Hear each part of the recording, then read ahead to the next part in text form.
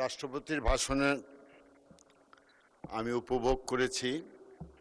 বিরোধী দলের বন্ধুরা সেদিন ছিল না, তারাও থাকলে হয়তো উপভোগ করতে পারতেন।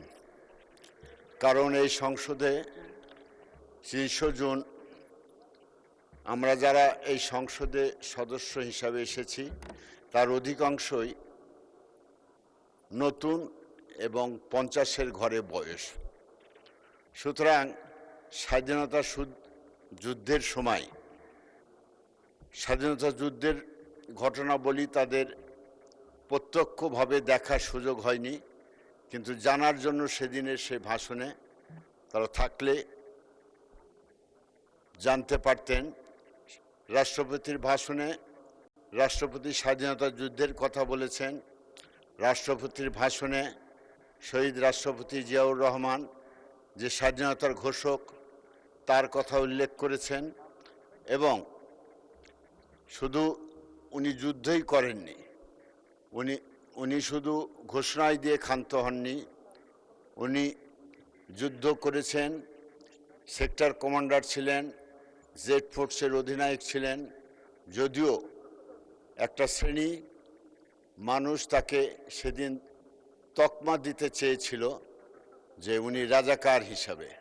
দুর্ভাগ্যজনক হলেও সত্য, এই কথাগুলো আমাদের শুনতে হয়েছে একদিন, কিন্তু প্রকৃত ঘটনা জানার জন্য রাষ্ট্রপতির ভাষণে সেদিন অনেক ঘটনায় সামনে নিয়ে এসেছেন।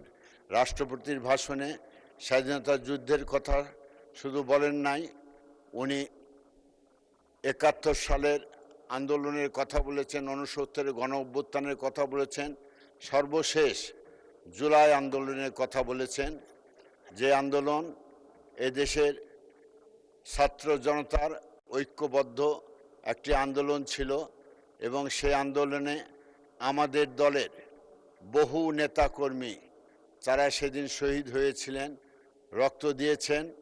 কোনোভাবেই এই আন্দোলন এককভাবে কেউ দাবি করতে পারেন না, কারণ এই আন্দোলন একদিনে সংগঠিত হয়নি।